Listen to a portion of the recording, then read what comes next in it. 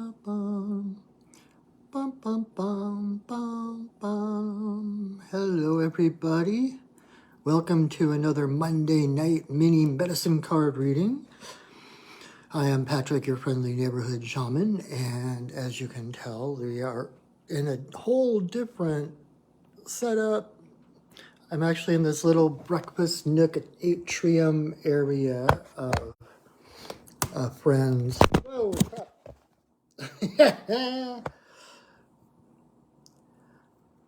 All right. Oh wow, we've got lots of people on already. So I am at my friend's cabin for the weekend. And hold one moment. I need to get a piece of paper and a writing implement. Ba-da-bum, ba-da-bum, ba-ba-bum, ba-bum. Alrighty. Thank you everyone for coming on. Wow, we've got lots of people. All right, so Devlin. La la la. So for those who are new here, what we do, I do a reading, and the first 6 people who comment yes in the comments gets a 1 card reading with the medicine card deck. Ta-da! And I am not as prepared as I thought I was. All right. So, Devlin, you are number 1 on the list. And Roulette and Joe, of course.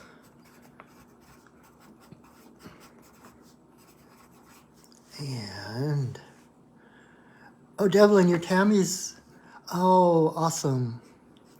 Welcome. Welcome, welcome. Okay. Oh, Stephanie. Hi, Stephanie. And Deb is here.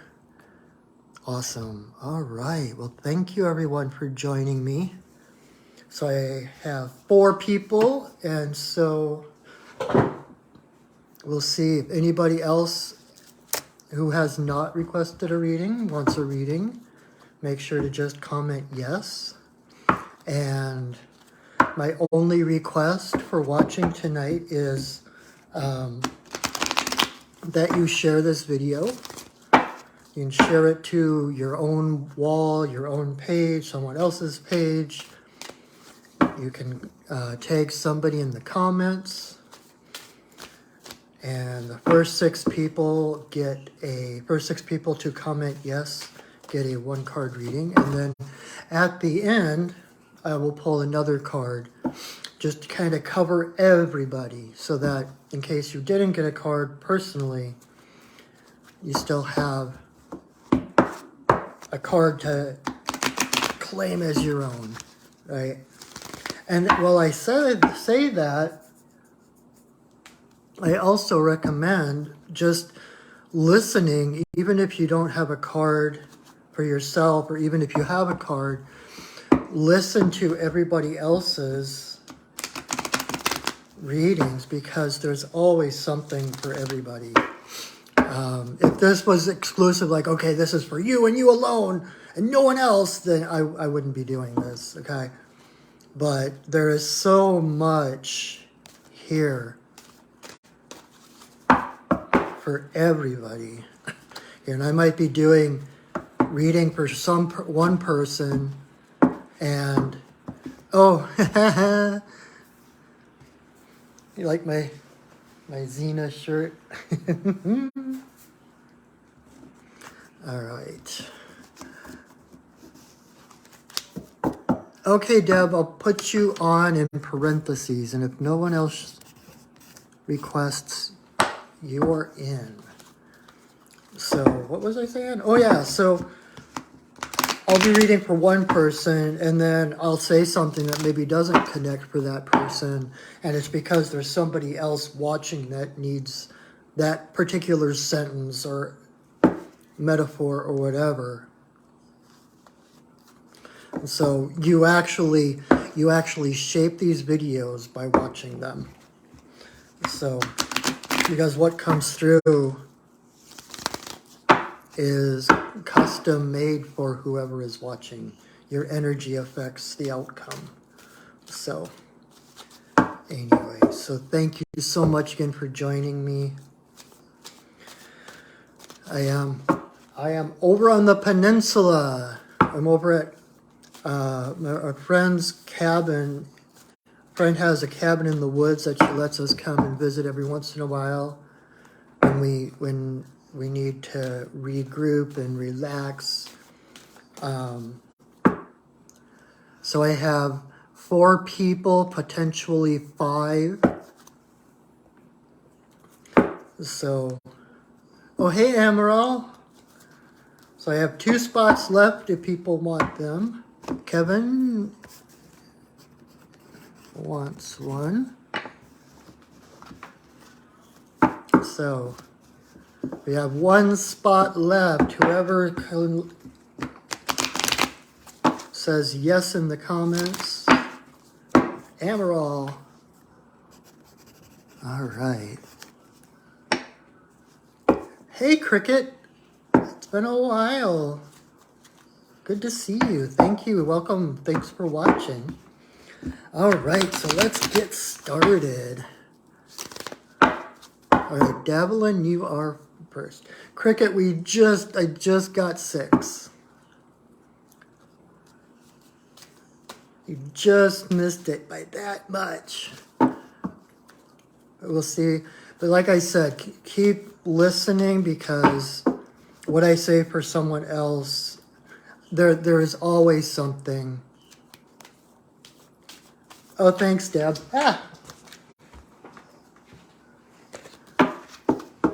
Dang, I want popcorn now too, Deb. Kevin, are you sure? Oh, okay. All right. Thank you, Kevin. That was very kind of you. Kevin has given his slot up for Cricket. Yay! All right. Awesome, awesome. Thank you so much.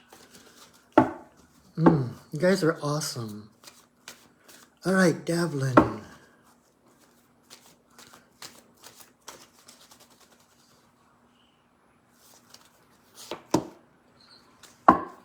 Awesome. So Davlin, you got the antelope pronghorn. So pronghorn medicine is kind of a scary word, but let me explain it so that it's not freaky. Sacrifice is the word that goes with antelope. But it's not, when we hear the word sacrifice, we automatically go to the whole Judeo-Christian concept of martyrdom, right? Giving up the best part of ourselves so that someone else can live. This is not the sacrifice that antelope talks about. Antelope is about giving up the things, the items, the habits, the beliefs that we have that keep us from attaining our highest potential. Like, for instance, giving up addiction, like addictions to sugar or alcohol or drugs or whatever. Those are things that, well, there's no judgment in any of that. When we put our energy into something that is a distraction from who we truly are, that's where the sacrifice is called for, because we put so much energy into those little things that we kind of keep around for convenience, those things that kind of our little hidden vices, you know, that we don't like to necessarily admit to ourselves or to other people. But we keep them around, And they're not necessarily bad for us, but they don't help us. It's kind of like ballast, like on a hot air balloon. When you have all those sandbags that are kind of helping to keep the balloon at a certain level, but if you want to rise higher, you have to drop some of that weight. That is the sacrifice that Antelope talks about. So, thanks, Amaral. You're the second one to comment. This was one of my Christmas presents. I didn't know I could even get Xena t-shirts anymore, and Valerie got me one for Christmas, so I'm like very happy. She's my hero. So Devlin, there's a story that goes with Antelope that when the first peoples came across the Bering Strait into the Americas, it was during the Ice Age. So the oceans were lower, so there was a bridge across between like Russia and the United States. And the people came across, but because it was the Ice Age, there was not a lot to eat. And the people at that time, according to the story, were vegetarian. And so they came across, they were freezing. They didn't have, there was hardly any plant life. It was just snow and ice. They didn't know what they could eat. They were starving. They were freezing. And Antelope saw this and realized that he could help them. And so he leapt in and said, take my flesh for your food. Take my hide for your clothing and your shelter to keep you warm. Take my bones for your tools. Because Antelope knew that he was not the body, that he was beyond the body. Oh, people keep mentioning Ice Age, and I've only seen the first couple, but yeah, so it's like that, and that's actually, Diego tried to eat an antelope, but he was too slow. That's another part of antelope medicine, is trusting your abilities to leap into or to leap out of situations, knowing the difference, knowing when it's time to leap. Because antelope sit and they graze, they're not like on hyper alert all the time. They're not always watching for predators. They're relaxed, and because they trust their abilities, they know. Antelope, pronghorns are the second fastest animal on the planet. Next to cheetahs. So they have the speed, they have the leaping ability, they can jump. They are not easily taken. And so, in other words, you're okay to relax. You're okay to, you don't have to be hyper vigilant at every little threat coming at you, because when something needs your attention, you can rest assured that your full attention will be on, and if you need to leap into something or if you need to run away, you've got it. You've got it. There's nothing that can stop you.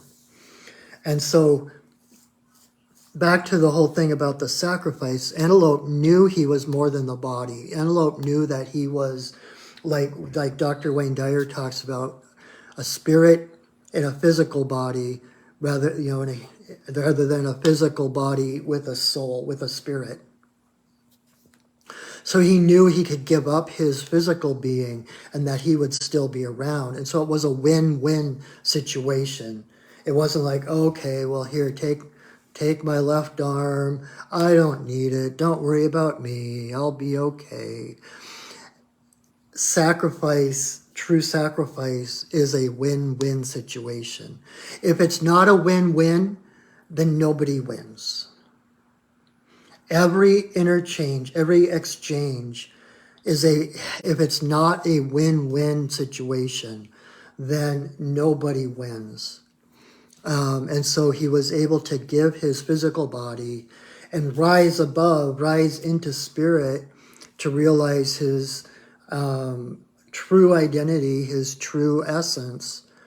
And then come next spring, he was born back into the herd. So he really lost nothing.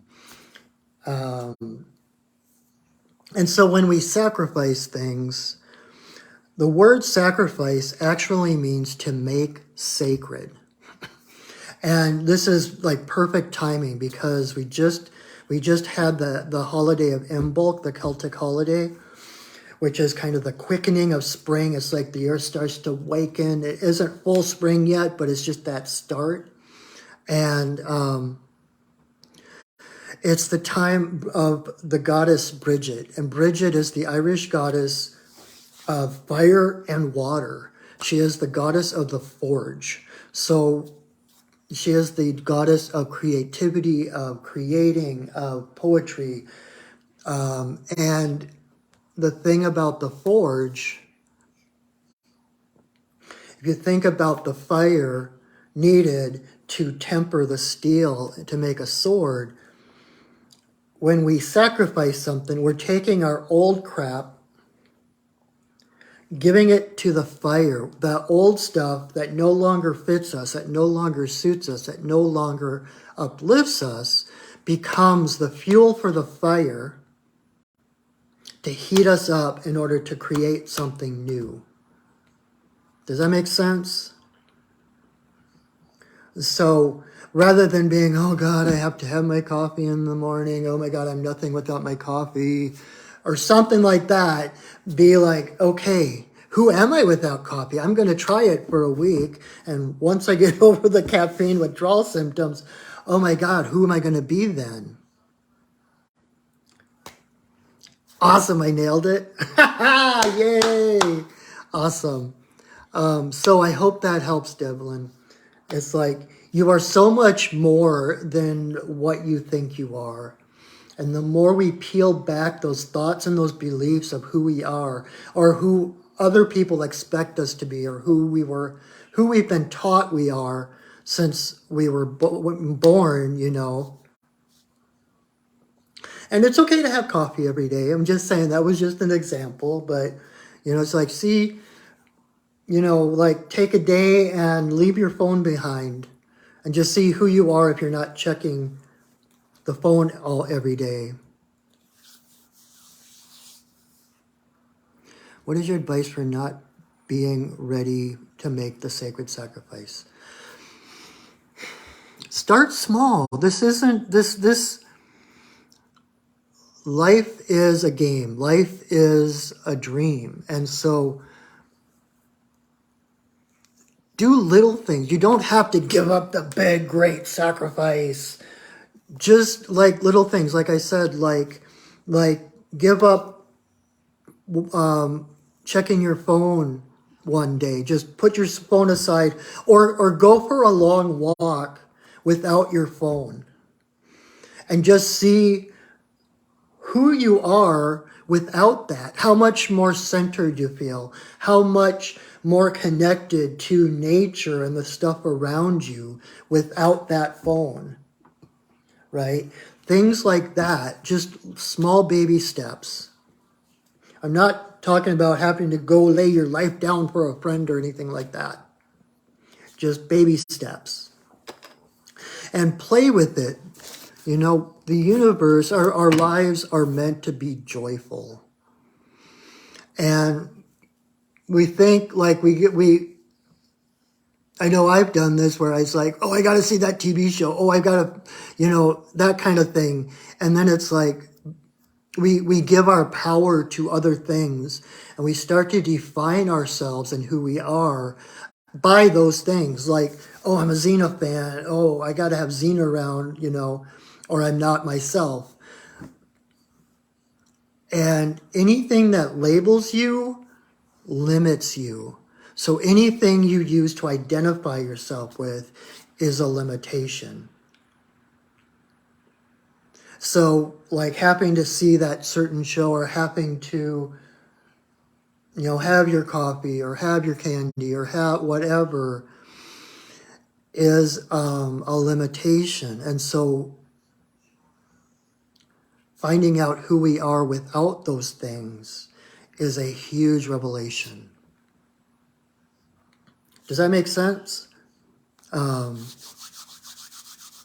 don't, you don't have to push yourself, maybe just a little, like just stepping outside, just one step outside your comfort zone. You don't have to take a great big leap, but just little steps. Leave your phone behind when you go out or something, okay? You got this. Awesome. Awesome sauce. Yes. Awesome possum. Thanks for being here, Devlin. It's really nice to have you here. All right, Roulette, you are next.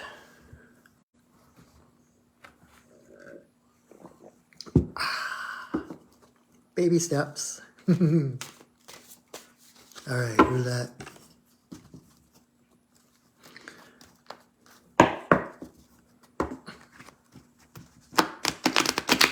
I mentioned how much I love my job. I love doing this. I so appreciate all of you coming and spending time with me, getting little readings, getting little insights. I love this. All right, Roulette.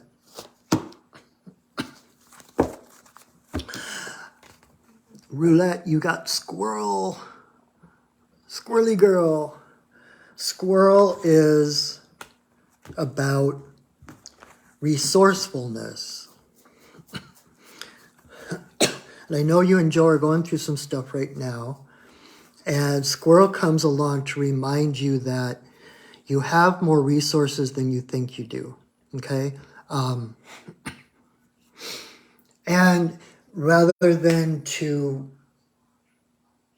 project into the future and, oh my God, how am I going to make this happen? And how is this going to work out? And that. Squirrel is about staying in the present. Oh, I love you too, Joe. I love you guys. I so appreciate you guys. So Squirrel is about staying present. Squirrel is about abundance, but not the way that like buffalo is. Buffalo is this mountain of flesh and bone and provides everything, for the tribe.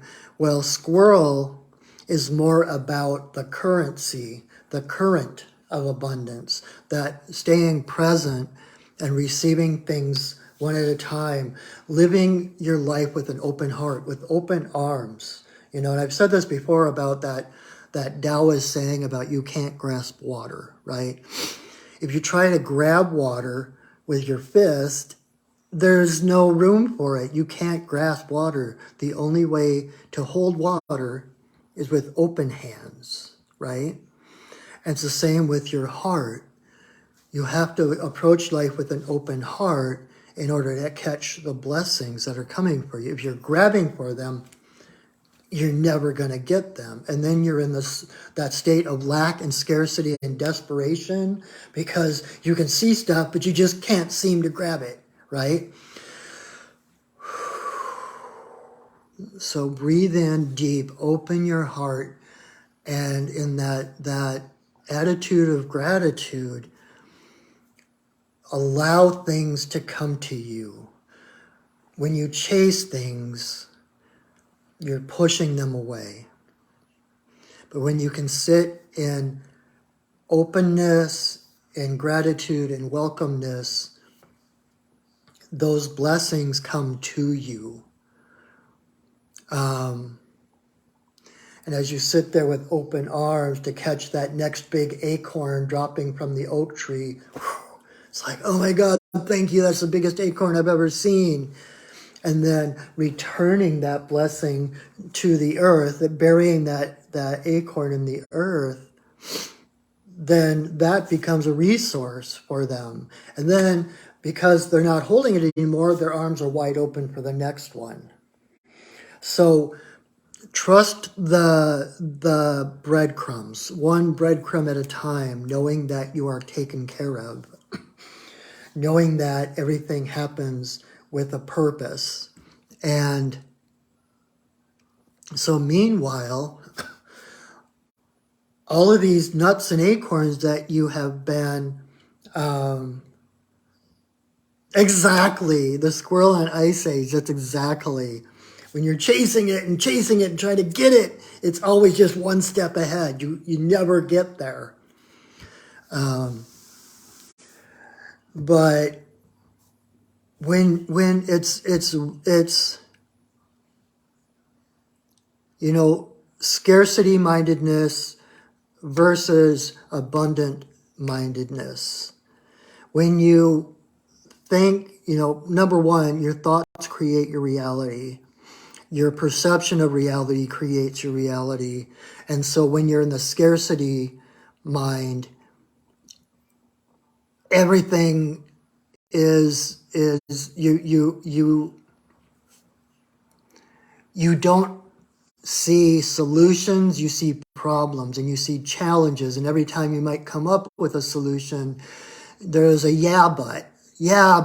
but then I have to do this. Yeah, but that's everyone else seems to get that and I don't. I don't know how to do that, right? But when you're in the abundance thinking, in that gratitude thinking, your brain actually works differently. And you start to focus on the solutions. You start to focus on the resolutions, the resolving of situations, knowing that for every challenge there is a harmonious solution. And so in every moment, it's just staying in that moment and receiving the blessings that you gain at that moment. You know, one of my teachers was always talking about, she would wake up in the morning and she'd be excited. She's like, I can't wait to see what happy surprises are waiting for me today. And she would look for the happy surprises in that day. Just like a squirrel looking for nuts, like, oh my God, I know the universe has something ready for me. And when you come from that perspective, the universe will always fulfill you because thoughts become things. And when you're constantly thinking about scarcity, you're always going to find scarcity. When you're thinking about abundance, then you're grateful for all the things you already have. And that's like opening your arms. Thank you, universe. And then the universe showers you with more because you've got the open hands. And then, you know, without, you know, and you don't grasp those things, you don't hold on to those things tight, you return them to the earth. It's that current. Like even our money system is called currency because it's meant to flow. And so there's that flow of abundance moment to moment. And as you receive it, you return it. And so the squirrel is always giving back to the earth what he receives. And then, because he's living in the moment, he's grateful for everything he's receiving. Come that cold, gray winter day when he's hungry, he's like, oh my God, there's that great big acorn that I buried over there. I'm going to go get it now. And so he goes, unburies it, and eats it. So by taking care of yourself in every now moment, every moment to come, you're already taken care of. Because everything you do, and I've mentioned walking in beauty, right? When the phrase walking in beauty means that everything you do sows seeds of either love or fear, beauty or ugly, right? Separation or connection. And so when you walk in beauty, everything you do sows seeds of beauty, of love, of connection. And so like Squirrel, who can't possibly remember where all the nuts are that he buried, you have been planting forests of love. And those are now growing into trees, dropping exponentially thousands more acorns than just that one you picked up, right? And so all those resources, it's like you've been investing in yourself. Like you receive those things, you're thankful for those things, and you return them to the earth. You plant those seeds, and those seeds bloom. And so, and like Squirrel, your resources are spread out. It's not just coming from one place. And so trust that everything is working out, everything is coming, everything you need comes to you easily and effortlessly. That's one of the affirmations I use myself sometimes. And that really it wouldn't hurt to start a, if you don't already, to start a gratitude journal. You know, just like every day, write down 3 things you're grateful for. You know, including having a house, roof over your head, a bed to sleep in, air to breathe. You know, there are so many things to be grateful for that we need just to exist. And you do exist. So there are things to be grateful for. You know, and when you start to see that magic, like, oh my God, all these things came together in order to create me. I exist because all these other factors, right place, right time, perfect storm, boom, here I am. And so, if nothing else, be grateful for each breath.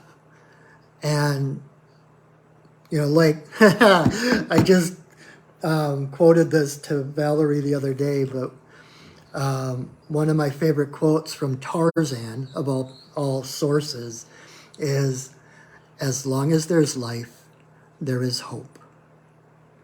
Another one from Wayne Dyer, I know I'm not going to get the quote exactly right, but it's basically, no one knows enough in order to be a pessimist, because there are so many more vast things at work. You can't possibly know all the variables and all the factors. And so no one has enough information to be a pessimist, because you never know what's going on the other side, right? There's always tomorrow for dreams to come true. Tomorrow is not far away, right? It's like no matter, from one moment to the next moment, you never know what is coming.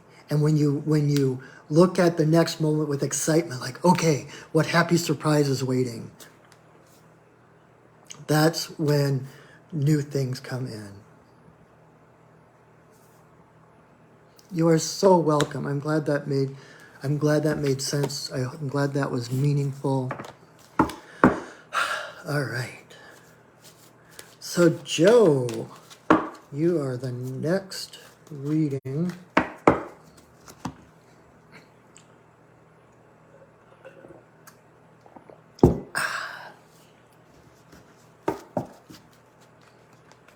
Drinking milk because Valerie just made brownies. All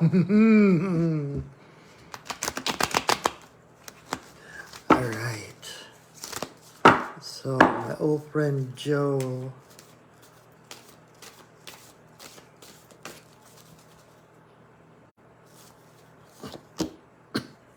All right, Joe, you got the grouse. Keep dancing.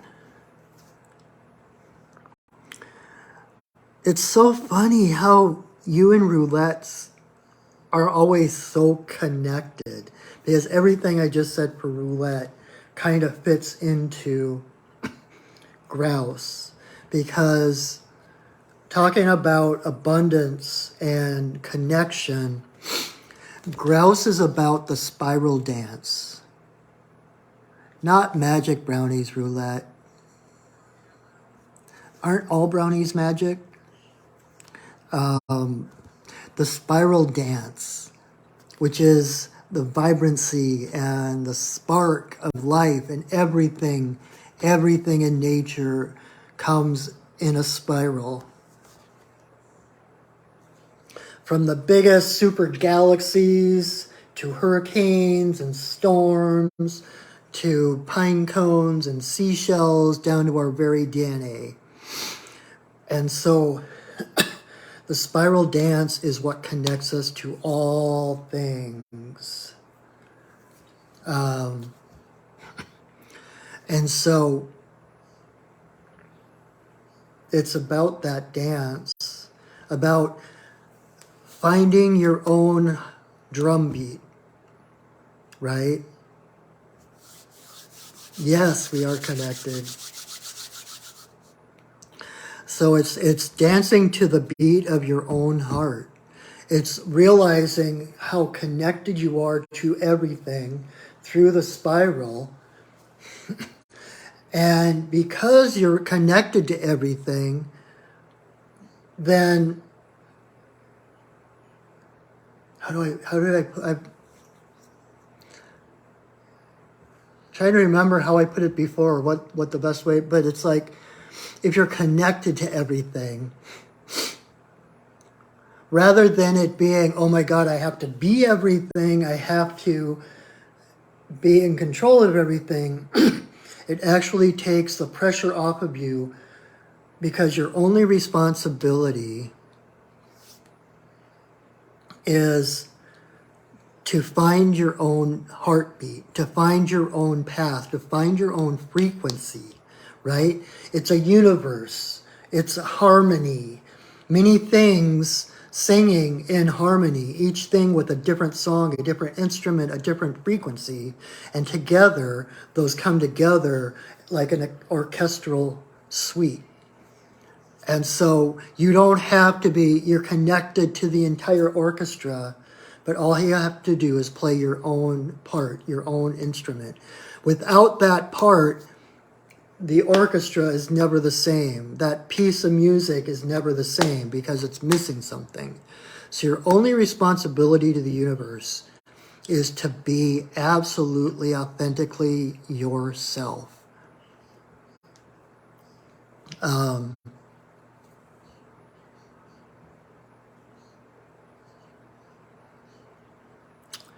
And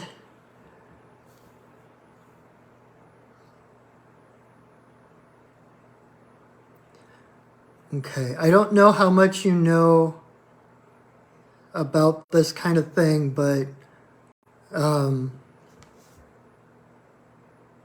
becoming aware of the thunder beings.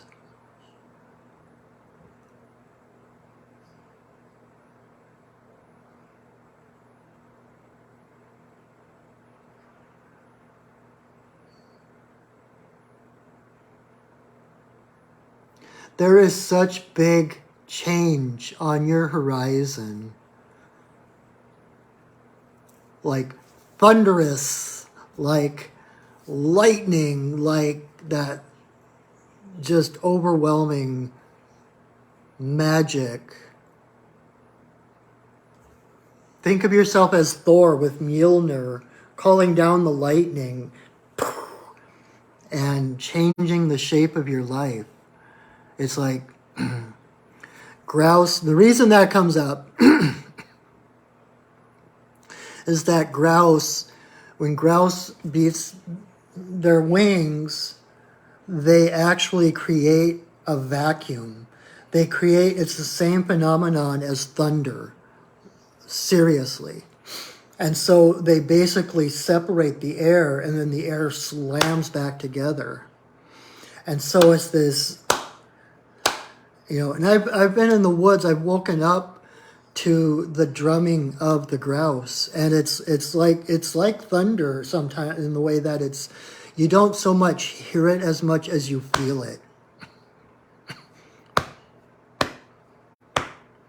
And so you feel that drum beat, and it is like Valerie just said. Thank you, Valerie. It's that quickening, like Highlander, like you're taking on a whole new life, whole new energy, and for that new one to start, the old one has to die. You don't have to cut off anyone's head or anything, but yes, skadoosh. Thanks, Tammy. So, yeah, so rather than thinking of things as falling apart,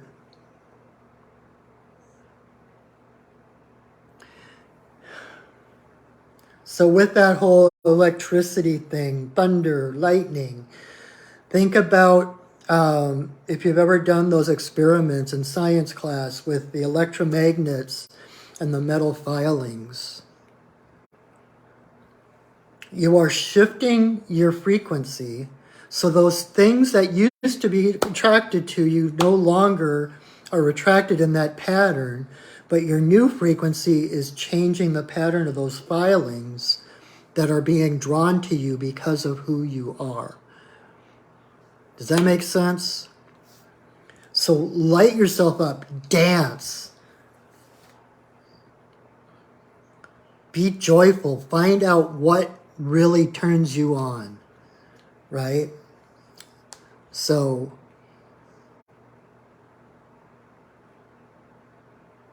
I'm going to have to go watch Highlander again now. I love that series. But that's it. It's the quickening. Creating the space for the new to come flow in. Yeah, that's it, Valerie. So, awesome, Joe. Greetings, Highlander. All right, Stephanie, you are next.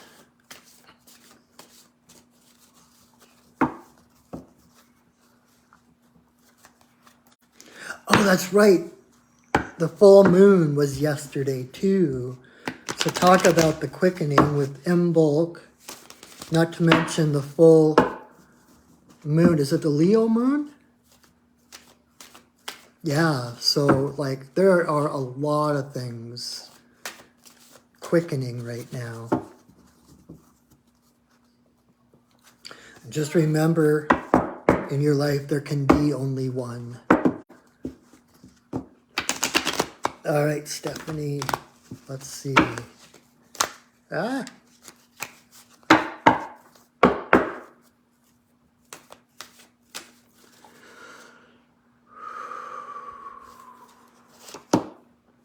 All right, Stephanie. Ant is the one who came up to help you. For being such a small little creature, they have huge medicine. The number one thing with Ant is patience. That's usually the hardest thing for people to get. People hear patience, like, damn it, right? But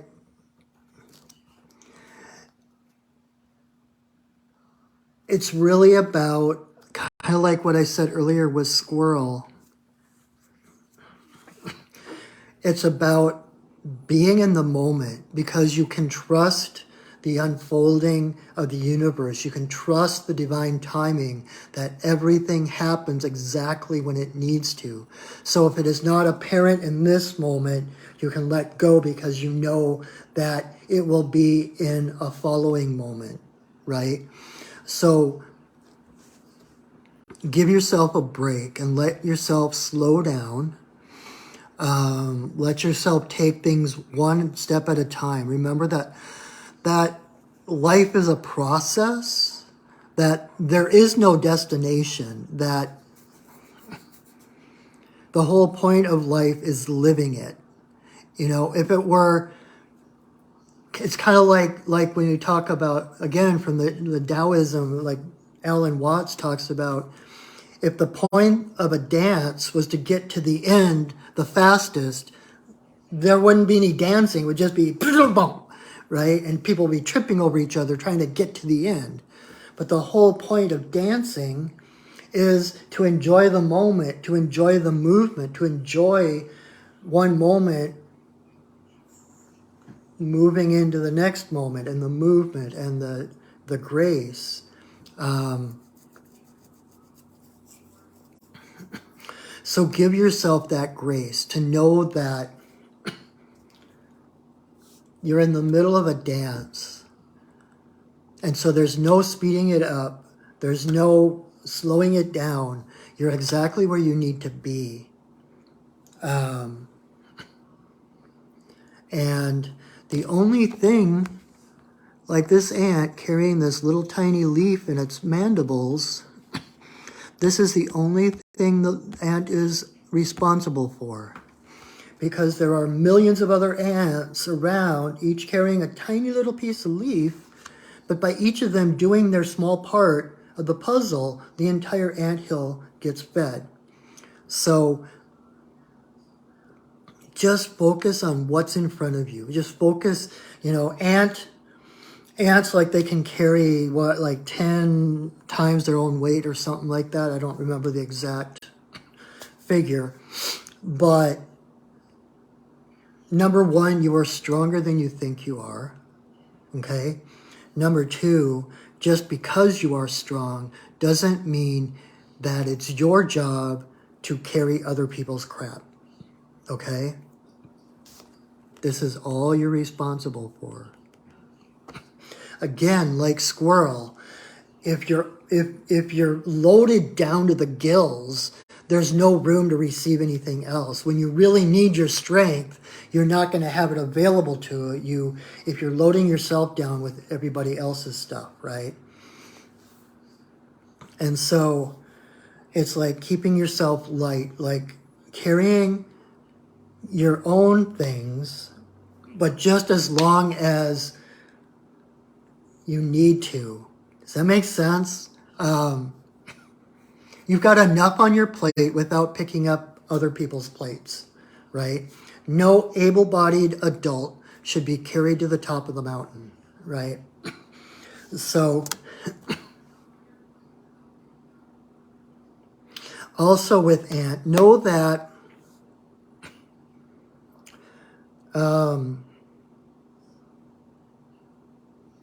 there's a much bigger picture going on here than you alone can see.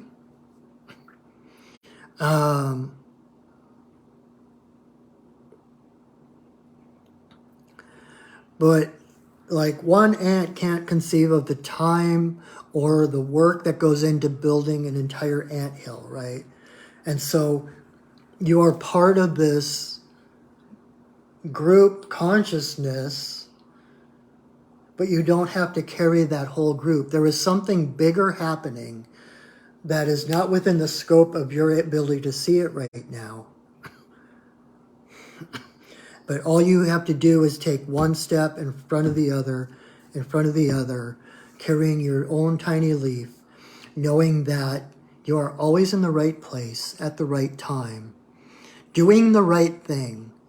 And by doing that, you are taking care of everybody else, okay?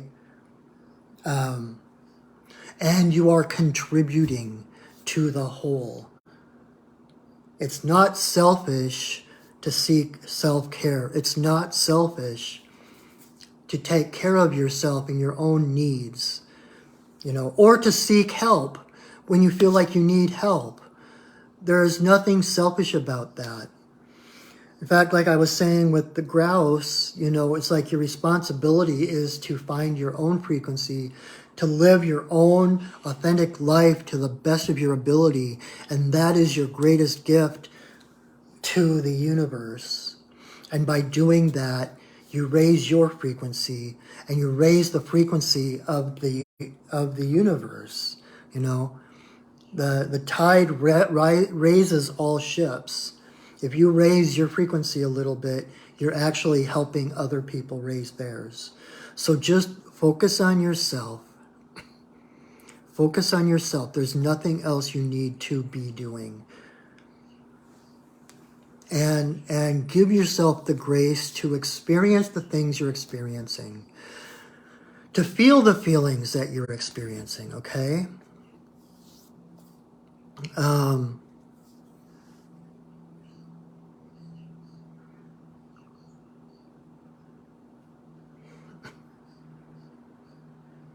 There's a strength to being where you are, dealing with what you're dealing with.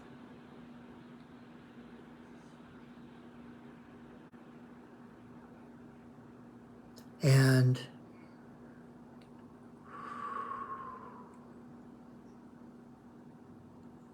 I know you're grieving right now, and I just read someplace that in some indigenous tribes, they consider people who are grieving as the most enlightened in the tribe because they are the closest to that edge of life and death.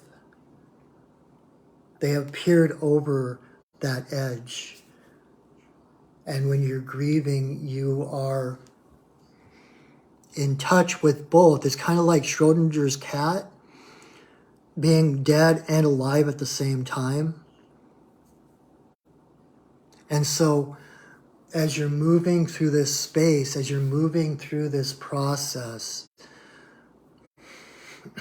remember that you are holy, that you are sacred, that you are gaining wisdom that most people do not have.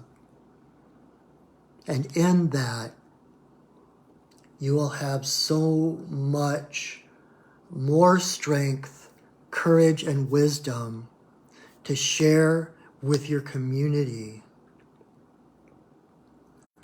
than you ever had in the past. Okay, does that make sense, my friend?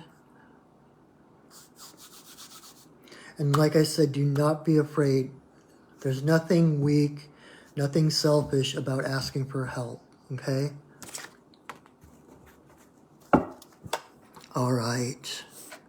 Emerald, you are next. Let's see who comes to play with you this week.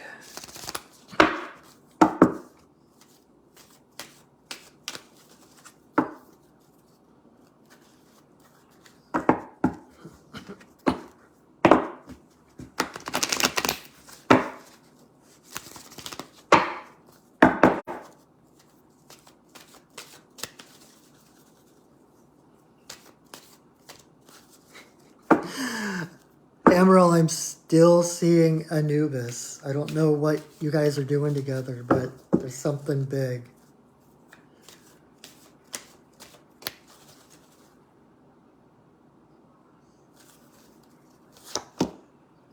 All right.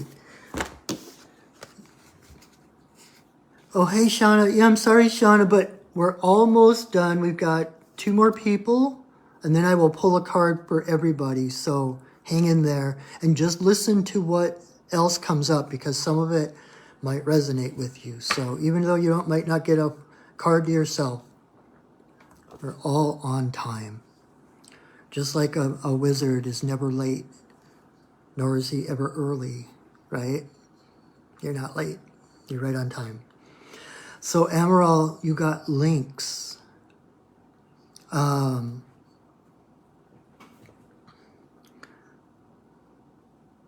Again, I don't know you that well, but this just totally makes sense to me for you, because Lynx is kind of the matron saint of psychics and seers. You know, you look at those eyes, and they're not just looking at you, they're looking through you. She is the keeper of secrets. That might kind of tie in with the whole Anubis thing. But, you know, when Lynx sees you, she sees everything about you without you even uttering a word. And so that is your superpower. It's that being able to, like, you meet someone, boom, you actually know everything you need to know about that person. And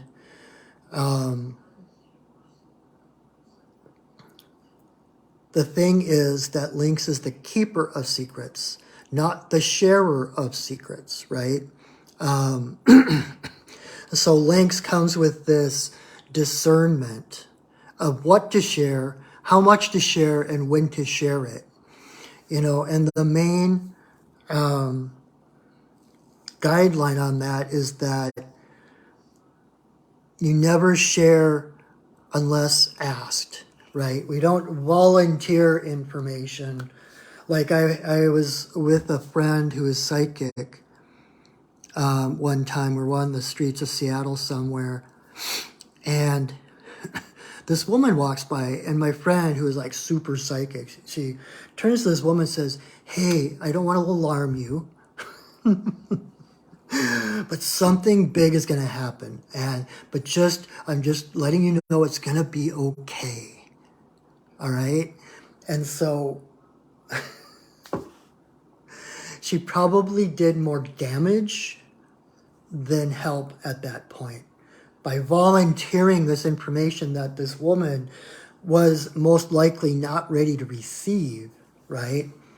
And so it's like, just because you know things doesn't mean it's your responsibility to share them. In fact, like all the different mystery schools and etc., there was a reason for secrets, because that the secrecy helped to maintain the power of those knowings, that knowledge, which if they got out into the mainstream, it gets kind of diluted and twisted, and it loses its power. And so there's this power in secrets as far as keeping them to yourself. And the thing is, with Lynx, you can't keep a secret from Lynx because she can see everything about you, right? But the only way for her to perceive all that knowledge, etc., is if she has no secrets from herself. She is like we talk about in shamanism as being the hollow bone. She has no secrets from herself. She's not hiding. She's not pretending she's one thing when she's something else. She's no pretenses, just she is who she is. And because she's clear like that, she's transparent, she has, again, there's that whole thing that we've talking about all night, about making space for things. If you don't have space, there's nothing new can come in.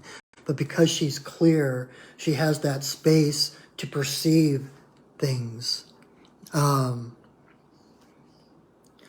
And Lynx is also, there's so much Egyptian stuff for you that comes up. Lynx is connected to the Sphinx. In fact, some people believe that rather than a lion, that the Sphinx is actually a lynx. And there's that whole thing with the riddle of the Sphinx. It's a gatekeeper. And so it's like,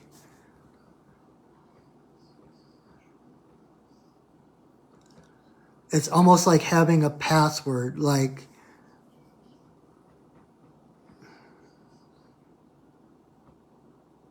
part of your job is to be that gatekeeper. And, you can be friendly and even, teach and share and do all kinds of things. But unless someone comes to you with like that password, with like coming with the correct questions, coming with the correct answers, you know that this is as far as they go. And you're the one that opens the gate to someone if they are worthy. Bringing back the Thor thing, worthy to carry the hammer. You're the one who, in your world, as a teacher, as a reader, and all the things you do, you are the gatekeeper who says, who discerns who is ready and who is not. Okay?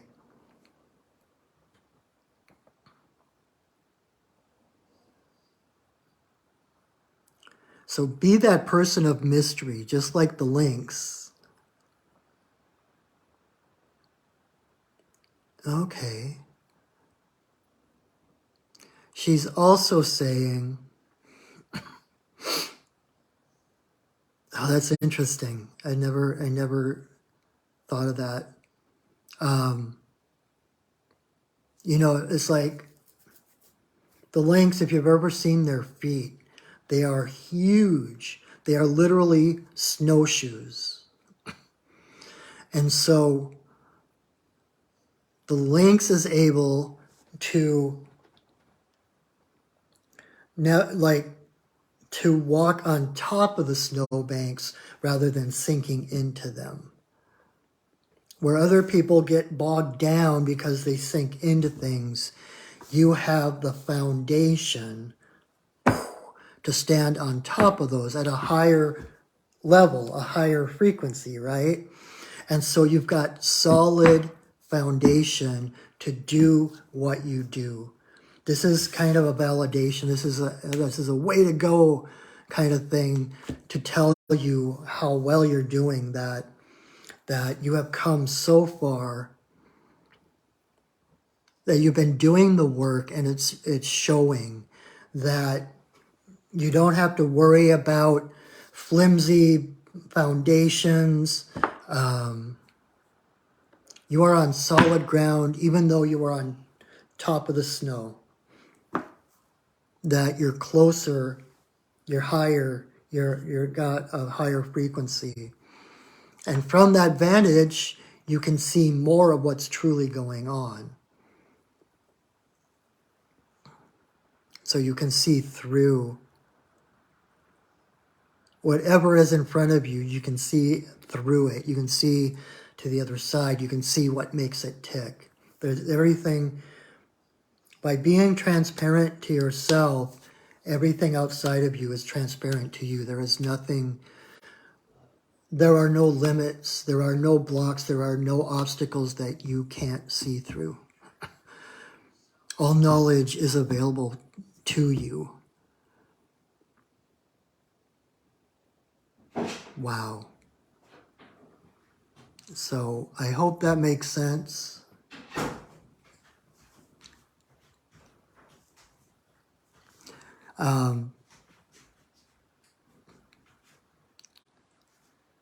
Yeah. What's really cool so far, everyone's cards have been upright. And so every card, no matter like what I said, it's like each card is showing you your strength. Whatever card you got is demonstrating, validating that you are on the right path, that you are getting there, you are achieving. So way to go, everyone. And sometimes it's harder to do a reading when the cards are all upright, because it's like, I don't know what to tell you, you're doing fine. Is when they're reversed, that kind of gives you that opening, that end to say, okay, so this is what's in transition, this is what needs attention or whatever. But I don't want to disappoint anyone by just saying, you're doing a good job. But you all are, honestly.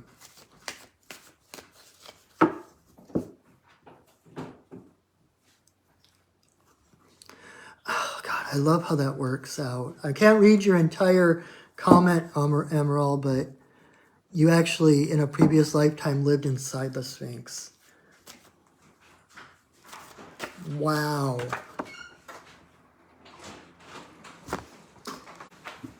Okay, and just to accentuate that, you saw as I was shuffling the cards, a card flew out of the deck on the floor, and I swear I was shuffling them. She had to come back to accentuate what you just said. That yes, that's who you are. Squirreling. All right. So Cricket, it's your turn. Good to see you, Cricket. I miss you when you're not here. It's funny, it's like some of you I don't even know, I've never met in person. But I do, I miss you when you're not here some week. All right.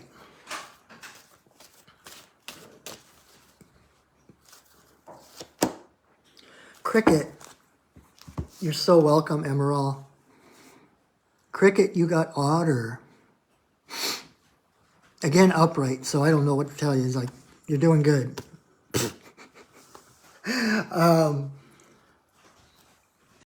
Otter is basically the presence of the divine feminine.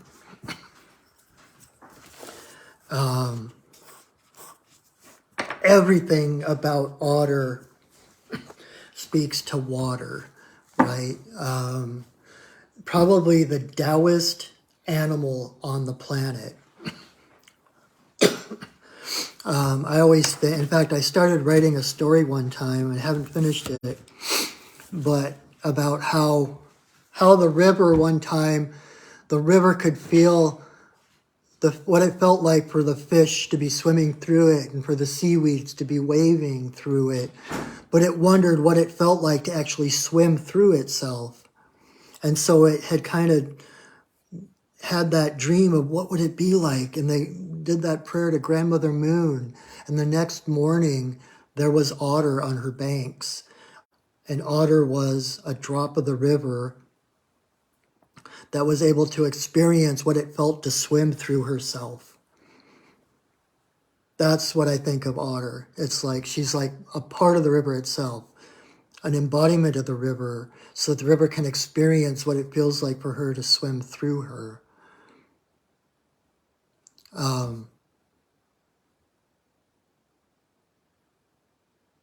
And so it's about going with the flow. There is like no resistance. And even if they need to go opposite the flow of the water, they twist and turn and they do figure eights and they gracefully come back to wherever they're going to go. They use the flow of the river to get where they're going, even if it's the opposite direction. So it's this graceful, just, it's kind of greeting life with grace. So that I was doing this I was making Valerie laugh one time because I was for a little bit, I was kind of accident prone. I was tripping and stuff. And every time I finished tripping, I would just go, flourish. And it's like you bring grace, like everything is on purpose. It's like flourish. And it's like, doing calligraphy and you flourish at the end. You make a little curve. And so it's like meeting things with grace is kind of meeting things with that graceful curves, with kind of like Tai Chi, It's like a force comes at you and you meet it and you divert it around you in circles. And so it's kind of like this being ready for anything that comes at you and being able to gracefully avoid it. Jazz hands. So there's that, trusting the river, trusting the flow of your life. Like Abraham Hicks says, how everything you need is downstream. So stow the oars and stop trying to row upstream. All you're doing is exhausting yourself, and there's nothing up there for you. Stow the oars and allow the river to carry you where you're going, trusting the wisdom of the river, knowing that there's nothing in the past that you need to hold on to. The other thing about otter, the biggest thing about otter, is play. Everything otter does is play. No matter what's going on, they find a way to enjoy it. They find a way to make a game of it. And how this relates to you is that even when you are faced with difficulties, with challenges, with obstacles, to know that, to turn it into a puzzle, turn it into a game. Because if there's a puzzle, there is necessarily a solution. Life is just like like the New York Times crossword puzzle, right? They don't start with the questions and the hints and trying to figure out from those what the answer is. They start with the answer. And then they create the questions, the challenge from that. So if there is a challenge, you can rest assured that there is a solution. And rolling with the flow, finding a way to enjoy it, you know, and challenging yourself, not in the way of, you know, despair or anything like that, but like, oh, this is cool. Well, you know, kind of like where we started this whole thing with antelope and sacrifice and who would I be without this? It's like, whoa, this is challenging. Who am I going to be on the other side of this challenge, right? Each challenge is there as a stepping stone to your next higher step. And so, again, accepting all those things with grace.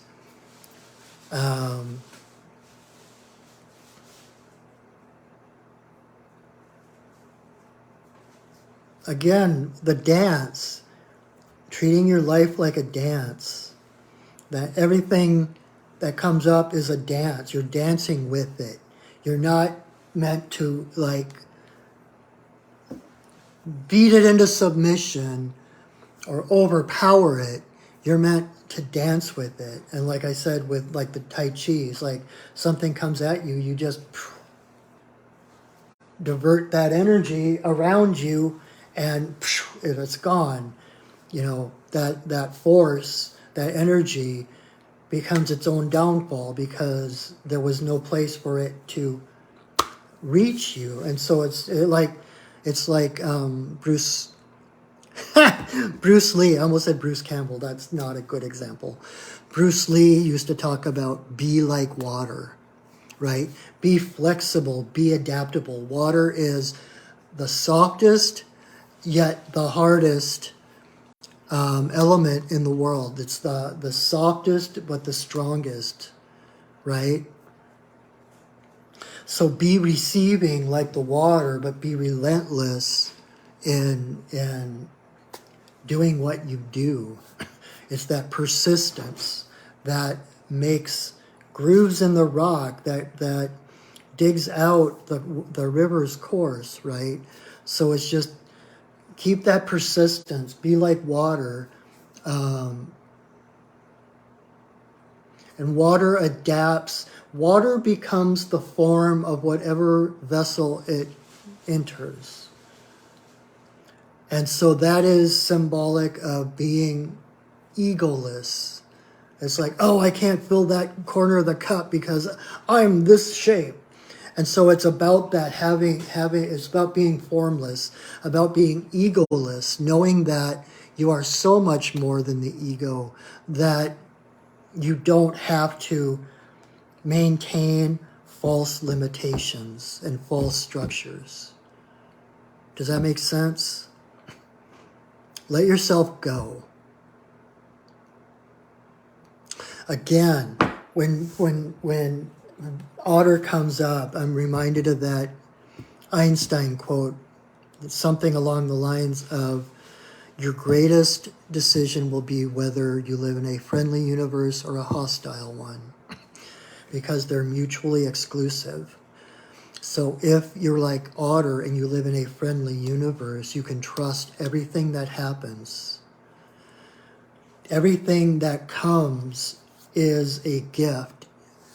There is a gift in it. There is a purpose in it. It's not random, and it's not the universe trying to humble you, trying to put you in your place. If it's coming, there is something in it for you. You know, and they talk about how the most enlightened people are the ones who have lived the hardest lives, right? In fact, I was in a class with John Lockley recently. He's a South African shaman. And he used to study with like Zen masters and be part of a monastery and stuff. And in one of their classes, one of his fellow students asked the Zen master, like, he's like, you know, I've had a really pretty easy life. And I don't know what you're talking about, all these challenges and stuff like that. And so I think I feel pretty lucky. And the Zen master looked and was like, I am so sorry. I'm sorry you've been missing out on your life, but it's coming. It'll come. Don't worry. And so it's kind of like it's the, it's the stones that are washed back and forth by the tides that become smooth and edgeless, right? And so it's trusting that whatever happens is shaping you into who you are meant to be. And that your life need not have hard edges. Does that make sense? I hope that means something for you.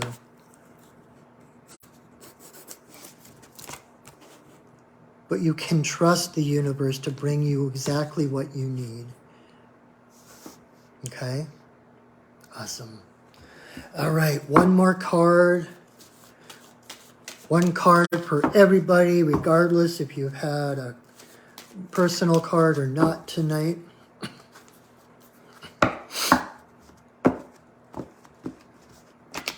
And I am impressed. It's like I pulled 6 cards.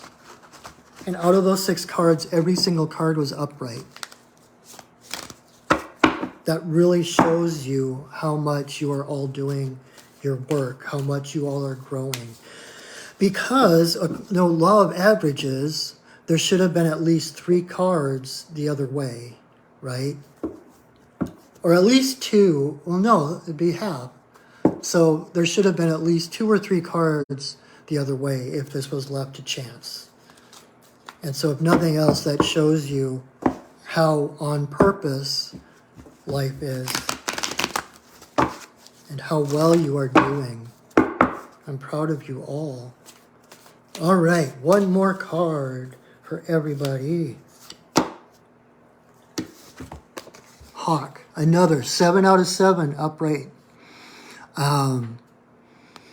So Hawk is the messenger of the gods. So number 1, the universe is speaking to you. The universe is always speaking to you. And Hawk is a reminder to listen. Listen to your intuition. Listen to those random thoughts or feelings that come up. Trust the synchronicities. Look for those happy surprises, those synchronicities that happen. Like I had a really cool one last night. We're working on doing some vision boards. And so we were looking through some magazines, and while we were doing that, we were watching old Disney movies. We happened to be watching Peter Pan, and I turned to this page in the magazine, and it was about the life of mermaids. And right at that time, Peter and Wendy ended up at the Mermaid Lagoon. I actually took a picture of it and posted it on my Facebook wall. But it's like those kind of things, when those things happen, you know you're in the right place at the right time. Those are the messages from Spirit saying, yes, keep going this direction. Keep doing what you're doing. The other part of that, the other part of the Hawk medicine is that you are all messengers of the gods. That you have a special link to Spirit. You have a special and unique link to Spirit. And you are the voice and the eyes and the hands of Spirit. That each of you, each of us in our own way connect to Spirit. We have our own unique talents, our own unique propensities of how we are in the world, just like Rouse, finding your own frequency, your own drum beat, your own heartbeat. We each translate that divinity in a different way into the world. And so whatever is your joy, whatever is your bliss, that is your message to the universe, to the world from the universe. As you receive those messages, know that they are not just for you, but they are to come through you. Again, that I mentioned being the hollow bone, where you're hollow and you allow spirit in to come through you. If you're watching this, you are a messenger of the gods. So trust your voice, trust your guidance, trust your heart over the opinions or expectations of anybody else. Your heart is your authority. You don't need permission. You don't have to justify yourself. If you're living by your heart, if you're acting from your heart, if you're speaking from your heart, you are doing the right thing. You are acting, you are walking in beauty, to bring that back full circle.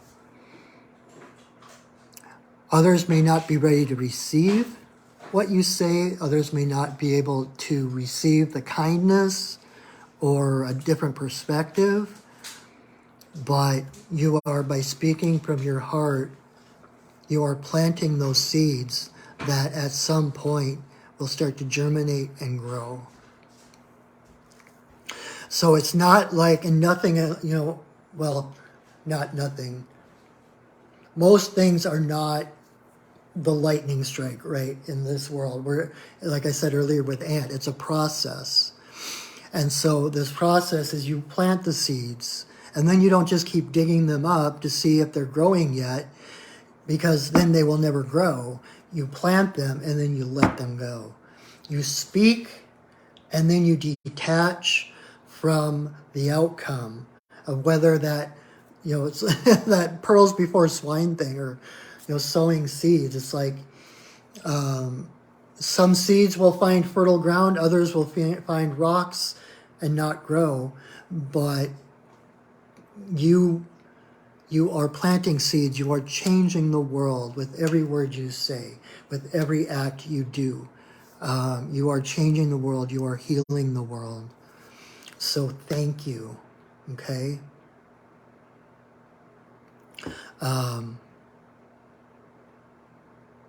Yeah, so that is our time for tonight. I thank you so much for visiting, for watching, for hanging out with me. Thank you for your persistence in staying this long. It's been kind of a long night tonight. Just a reminder to please share this video. And also that I am available for personal readings. I'm going to share this video to my Facebook page, Perching Wolf Studios Facebook page, and to my Perching Wolf Studios YouTube channel. And underneath in the description, I have links to my perchingwolfstudios.net, my website, where you can sign up right there for a reading session with me. You can check out and see what other shamanic services I offer, healings and teachings and readings. Oh my. And I would love to be, my job is to empower you. My job is to help you along your way, to help you find, not to be a replica of me, but to help you find that place of your own joy, of your own fulfillment, through either the readings, through healings. And so it is my joy. Like I said earlier, I love my job. I am so privileged and honored to be able to do this work. And I thank you for being the other part of that, the full circuit. It takes a full circuit for it to be meaningful. So thank you for that. Also,